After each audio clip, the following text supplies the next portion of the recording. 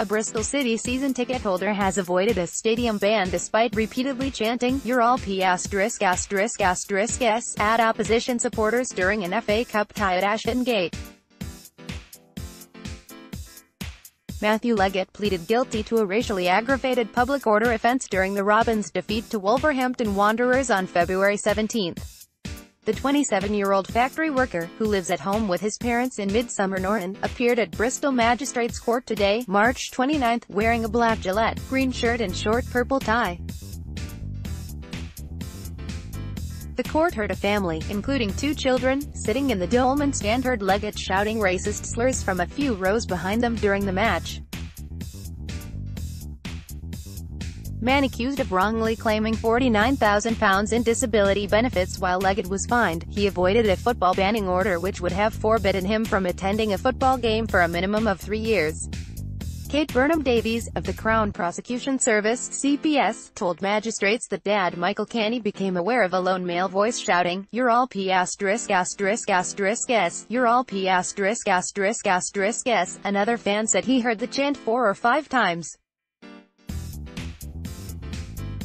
Mr. Canny approached the defendant and warned him to stop or he would report him to a steward. However, rather than heed the warning, Leggett told the witness he should be sitting in the family stand, saying, "Your kids shouldn't be here, this is our stand. You should be sitting over there. It's the same as them calling us Welsh. I'm not racist." Mr. Canny and his wife Lisanne Smith gave a description of Leggett to a steward and he was removed from his seat and taken down to operational support at the stadium. In a witness statement, Ms. Smith said she had been called a p***s guy when she was a child and had hoped those times had passed before the grim reminder had ruined a family day out at Bristol City's home ground. Prisoner who escaped van on M32 was handcuffed to officer. "He needs to know that language like that is unacceptable and hurtful.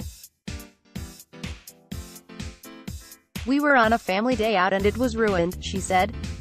When interviewed, Leggett justified his chanting by saying he was talking about foreign people, and didn't mean to offend anyone. He claimed he had been to Birmingham and seen a lot of Pakistani people live there, and the racist abuse was in response to Wolves fans' chants of, "You're Welsh and you know you are." Bristol City fans in the South Stand during the match. Image, Rogan, JMP. Leggett said he couldn't remember saying the word p***s and regretted the chant as soon as he said it. He claimed he had had 3 or 4 pints at the time. Defending Leggett, Mark Linehan said his client was immature in his understanding of racism. He is immature in his understanding of the impact of his offending. There is a need for education on the impact of this language.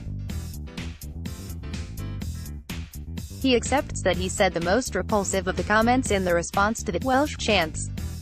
That cannot be a comeback in this case. Hedgehog lost leg being kicked around like a football by children. Mr. Linehan added, Leggett recognizes the wider impact beyond the family that heard his chants. The court heard that Leggett had been supporting Bristol City since he was 11 years old and had no similar offences on his record. The magistrates decided not to make the football banning order based on the belief Leggett would not re-offend at a football match. The Bristol City fan was fined £325 and ordered to pay costs of £85 and a victim's surcharge of £30. Passing down his sentence, Magistrate Craig Pocock said, "As you know, this has no place in football or indeed in society. We've taken into account your mitigation and read your letter, and we're not going to make the order on this occasion because we do not feel there is any likelihood of reoccurrence.